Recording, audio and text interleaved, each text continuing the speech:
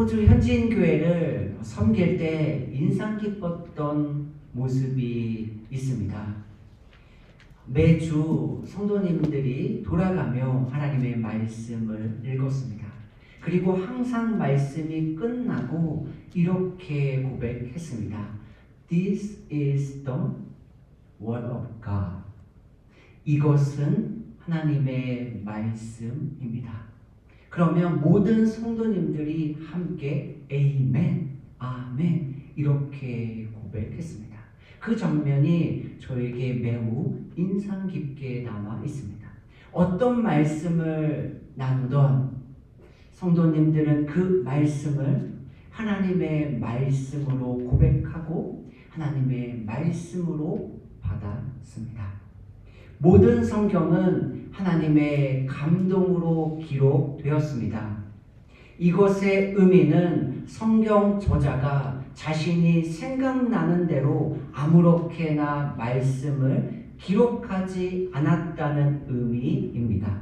그들은 자신이 성경을 기록하는 목적에 따라 단어를 선택하고 문장을 구성하며 글을 써내려 갔습니다.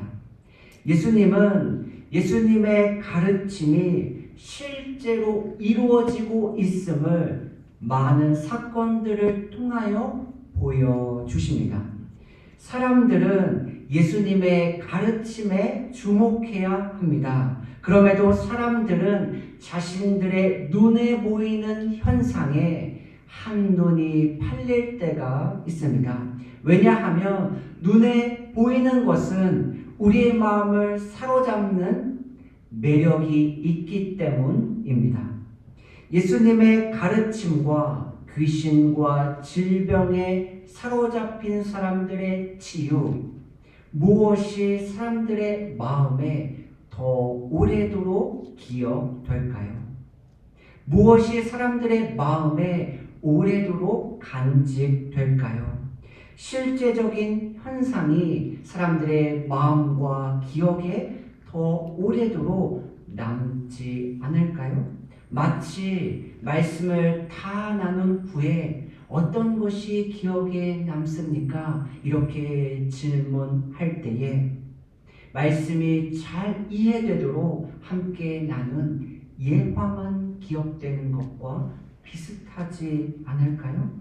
오늘 본문도 예수님의 가르침으로 시작하고 있습니다. 그리고 예수님은 다시 바닷가에 가십니다. 예수님은 왜 다시 바닷가에 가셨을까요? 그리고 예수님은 지난번에 바닷가에서 무엇을 하셨을까요?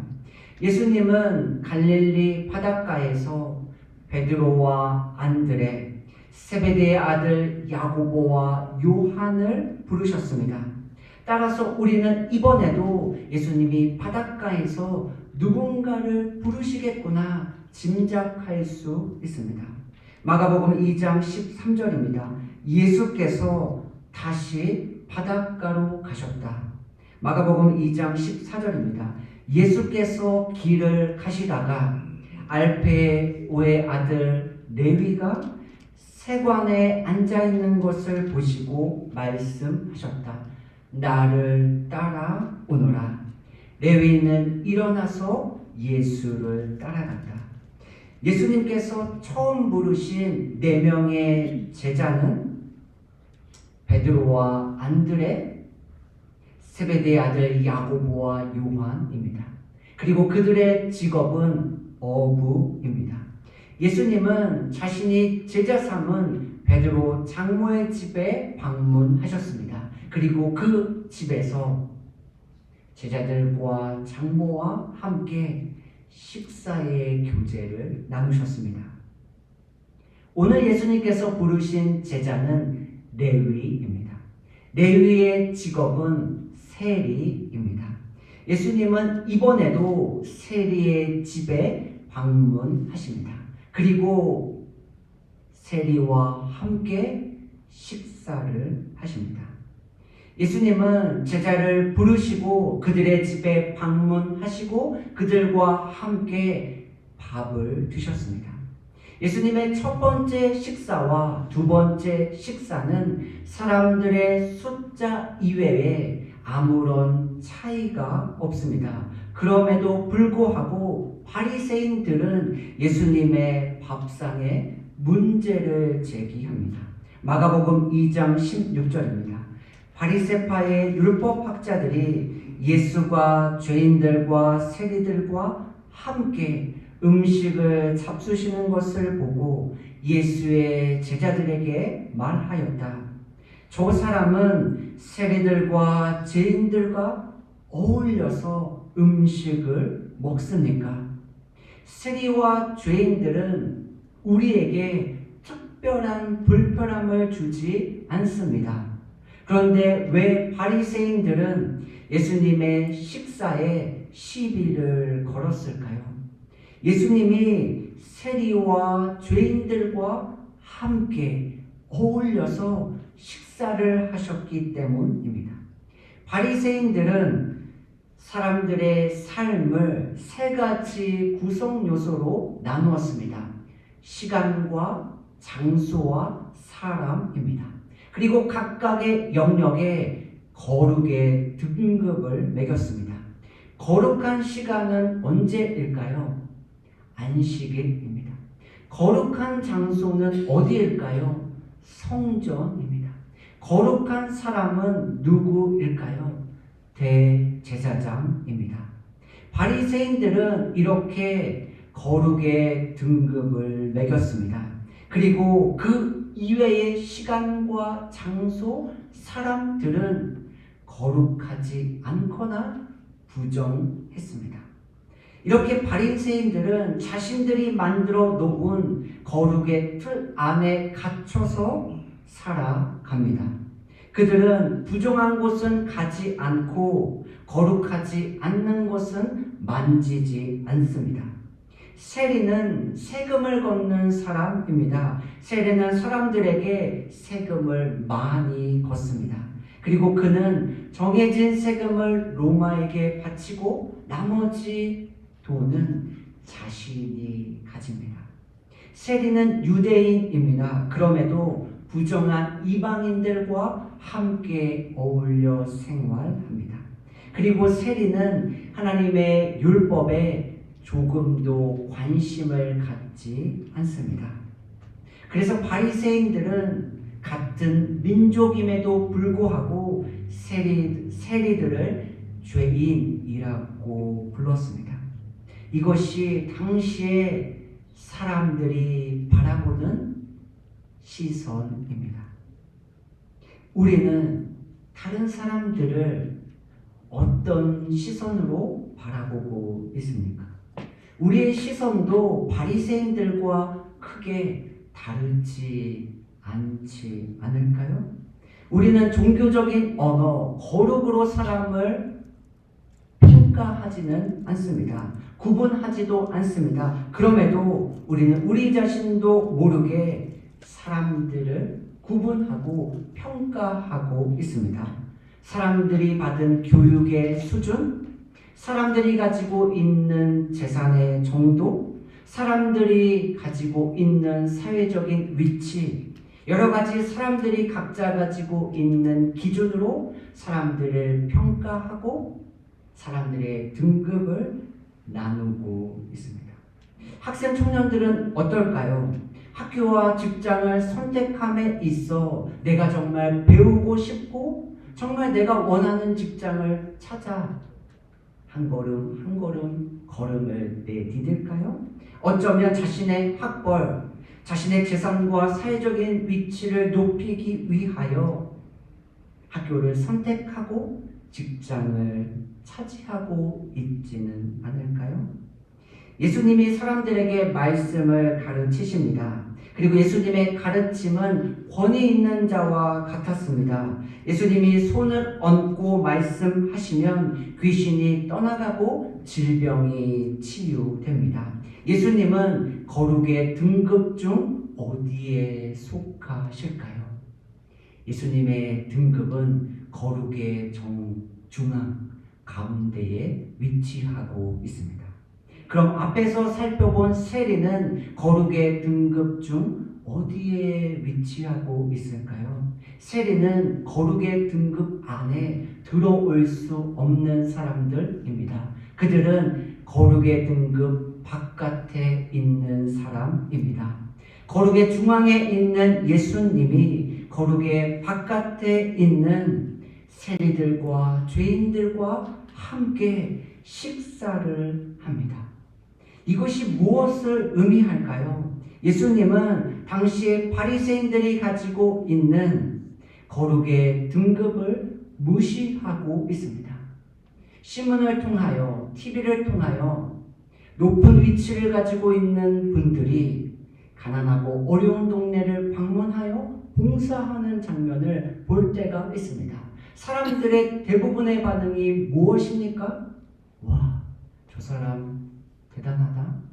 저 사람 다시 보이네. 그렇게 우리가 생각하고 반응하는 그 모습의 이면에는 그렇게 높은 사람들이 낮은 사람들과 함께 하는 것은 조금 어울리지 않아 라고 하는 생각이 밑바탕에 있습니다.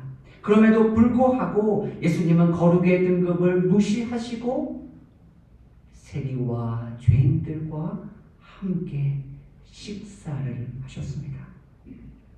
이것이 바리새인들의 마음을 불편하게 했고 그들을 화나게 했습니다.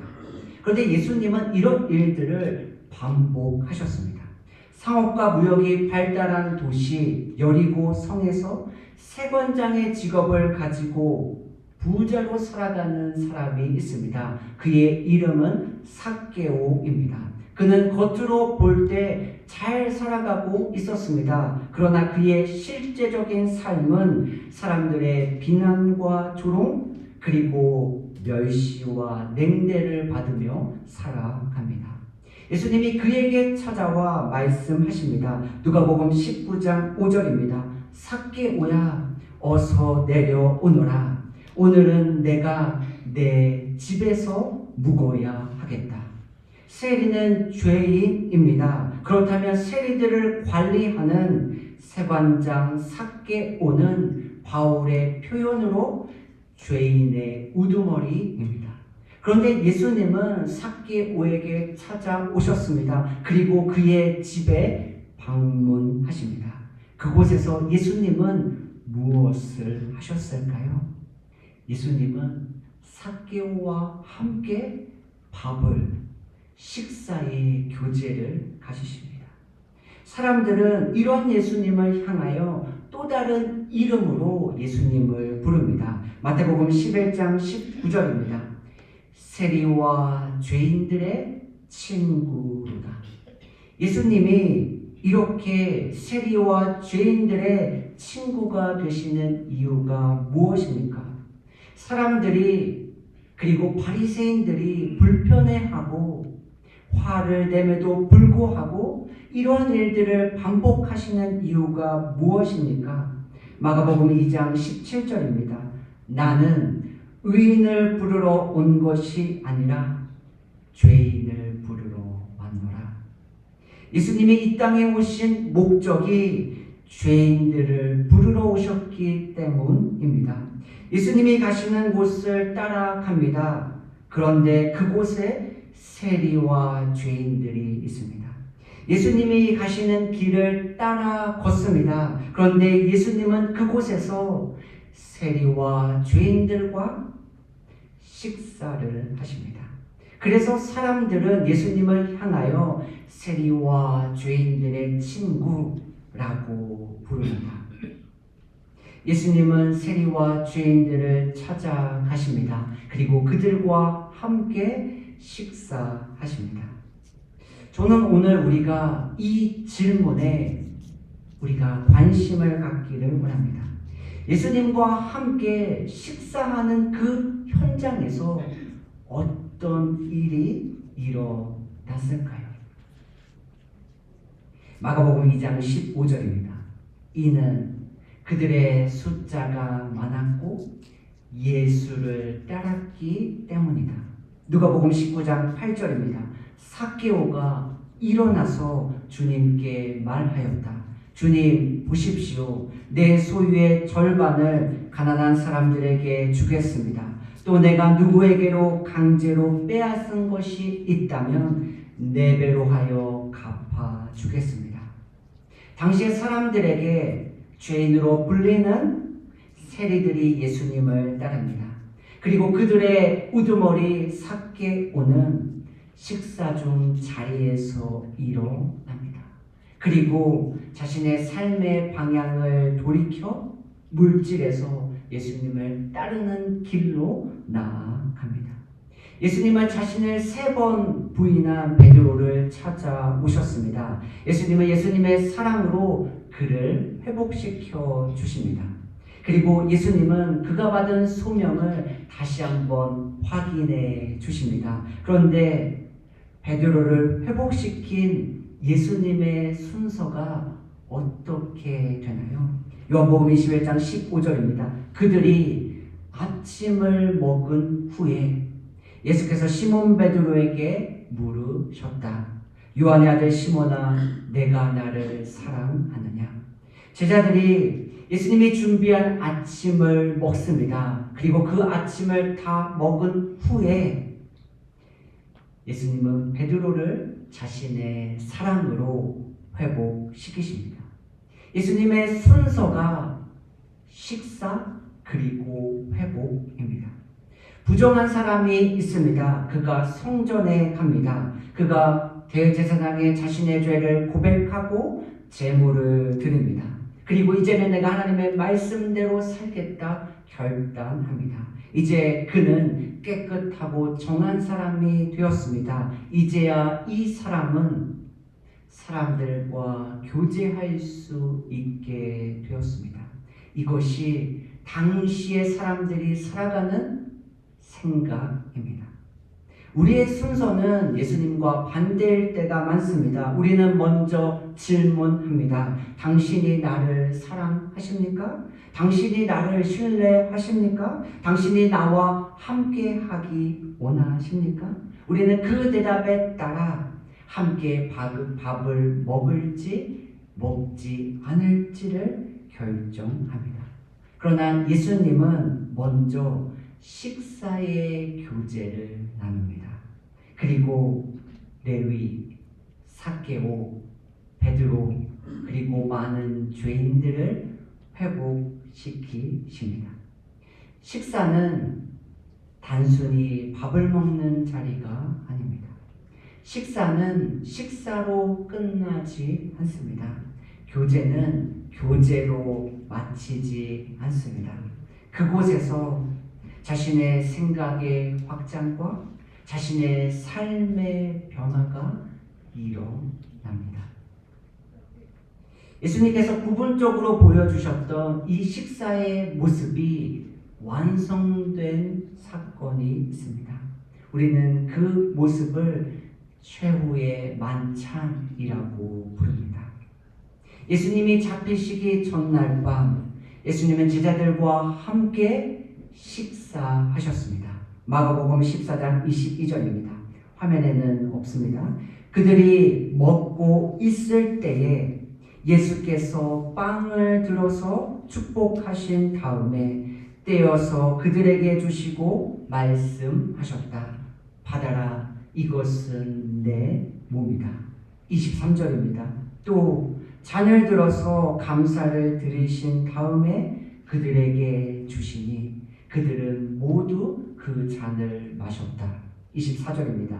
그리고 예수께서 말씀하셨다. 이것은 많은 사람을 위하여 흘리는 나의 피, 곧 언약의 피다.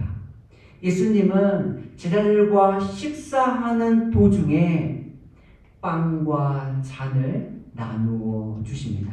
그리고 예수님은 제자들에게 나의 몸과 나의 언약을 기억하라고 말씀하십니다. 그 식탁의 교제에는 학력, 재산, 건강, 나이, 성별 모든 조건이 무력화됩니다. 우리가 함께 어울려 식사의 교제를 나눌 때 우리가 가지고 있는 사람들에 대한 편견 그리고 등급은 허물어지고 있습니까? 아니면 더욱 든든하게 세워져 가고 있나요? 이 식탁의 교제가 가지고 온 결론입니다. 레위의 또 다른 이름은 마태입니다. 사람들은 그에게 아무런 기대와 관심을 갖지 않습니다. 사람들은 그를 미워하고 경멸할 뿐입니다. 그러나 예수님을 만난 그는 그의 이름 마태처럼 하나님의 선물과 같은 존재로 변화되었습니다. 그리고 그는 예수님의 제자로서 마태복음을 기록합니다. 우리는 2월부터 주님의 식탁 더 로스티브를 시작하고 있습니다. 우리가 익숙하게 알고 있는 성경 공부가 아닙니다. 예수님이 바닷가에 나가셔서 누구를 보셨습니까? 레위입니다. 예수님이 레위를 보시고 무엇을 말씀하셨습니까? 나를 따라오너라 말씀하셨습니다. 이렇게 진행되는 성경 공부가 아닙니다. 주님의 식탁 모임은 오늘 예수님이 함께 하신 것처럼 우리의 삶의 이야기를 나누는 현장입니다. 우리가 함께 서로의 삶을 나누고 우리가 서로가 가지고 있는 고민들을 나누며 하나님의 말씀 앞에 다시금 고민하고 하나님의 말씀 앞에 우리의 삶이 세워지도록 기도하는 모임입니다. 저는 이 모임을 통하여 우리의 삶이, 우리의 모습이 변화되고 새로워지기를 소망합니다. 이 모임을 통하여 우리가 서로를 더욱더 알아가는 기쁨이 가득하기를 기대하고 있습니다. 예수님이 함께 하신 그 현장에 식사의 교제가 있었고 그 가운데 놀라운 변화가 일어났습니다. 우리가 함께하고 있는 모임이 동일한 은혜로 채워지기를 소망합니다. 성도님들도 함께 기도하고 기대하여 주시기를 원합니다. 우리가 그 모임을 통하여 서로를 이해하고 서로를 축복하고 서로를 응원하고 서로를 위하여 기도하는 아름다운 은혜의 현장이 되기를 소망합니다. 그리고 그 모임을 통하여 우리의 삶의 이야기를 뚫고 들어오시는 하나님의 말씀이, 하나님의 능력이 저와 여러분들의 삶을 새롭게 하여 주실 줄로 믿습니다. 이러한 은혜를 누리는 저와 여러분 그리고 우리 교회가 되기를 예수님의 이름으로 축복합니다. 아멘. 기도하겠습니다.